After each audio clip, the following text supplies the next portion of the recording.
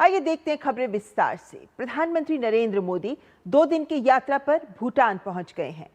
पारो अंतर्राष्ट्रीय हवाई अड्डे पर भूटान के प्रधानमंत्री त्शेरिंग तोब्गे ने उनकी अगवानी की। इसके अलावा भूटान के विदेश और ब्रह्म व्यापार मंत्री ल्योपो डी.एन. डुंगेल, वित्त मंत्री ल्योपोले किदोर्जी, भारत में भूटान के राजदूत मेजर जनरल वी नामग्येल, कार्यवाहक विदेश सचिव तेंजिन रोंदेल वांगचू, पारो के गवर्नर नोरबू वांगचू और deputy royal Chamberlain Karma Thinley भी पीएम मोदी के स्वागत के लिए उपस्थित थे।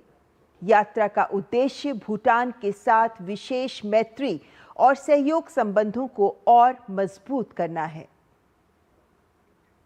प्रधानमंत्री नरेंद्र मोदी ने भारत भूटान की गहरी मित्रता पर भी चर्चा की। उन्होंने कहा कि दोनों देश सीमाओं से नहीं, संस्कृतियों से जुड़े हैं। भारत भूटान के संबंध सशक्त और समृद्ध हैं, जो आने वाले समय में और मजबूत होंगे। भारत और भूटान सिर्फ सीमाओं से नहीं, संस्कृतियों से भी जुड़े हैं। हमारा रिश्ता वैल्यूज का है, इमोशंस का है, पीस का है, प्रोग्रेस का है। 2014 में प्रधानमंत्री पद की शपथ लेने के बाद मुझे अपनी पहली विदेश यात्रा में भूटान आने का अवसर मिला था। मैं आज भी उस यात्रा को याद करता हूं तो मन भावनाओं से भर जाता है। भारत और भूटान के संबंध इतने सशक्त और समृद्ध हैं। हम मुश्किलों में भी साथ थे, हमने चुनौतियों का सामना भी मिलकर किया, और आज जब हम प्रोग्रेस की प्रॉस्पेरिटी की तरफ चल पड़े हैं, तब भी हमारा साथ और मजबूत हो रहा है। चालिंग मिथान मैदान में अपना संबोधन देते हुए प्रधानमंत्री नरेंद्र मोदी ने कहा कि दोनों देशों के बीच रेल और सड़क संपर्क को मजबूत करने के साथ ही सीमा पर बुनियादी ढांचे को भी मजबूत किया जा रहा है। उन्होंने इस दौरान गलेप्पू के पास इमिग्रेशन चेकपोस्ट बनाने की भी घोषणा की। रेल और रोड कनेक्टिविटी, इसके साथ साथ हम बॉर्डर इंफ्रास्ट्रक्चर पर भी तेजी से आगे बढ़ रहे हैं। हिज मैजेस्टी ने जिस गैलेपू माइंडफुलनेस सिटी के विजन पर काम शुरू किया है, भारत उसके लिए भी हर संभव सहयोग कर रहा है। मैं आज इस मंच से एक और महत्वपूर्ण घोषणा कर रहा हूं। आने वाले समय में भारत गैलेपू के पास इमिग्रेशन चेक पॉइंट भी बनाने जा रहा है, ताकि यहां आने वाले विजिटर्स और इन्वेस्टर्स को इससे और सुविधा मिल सके।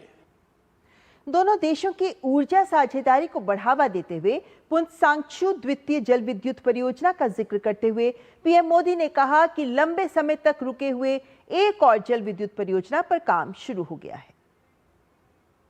आज भूटान में 1000 मेगावाट से अधिक का एक नया हाइड्रो इलेक्ट्रिक प्रोजेक्ट लॉन्च कर रहे हैं, जिससे भूटान की हाइड्रो पावर कैपेसिटी में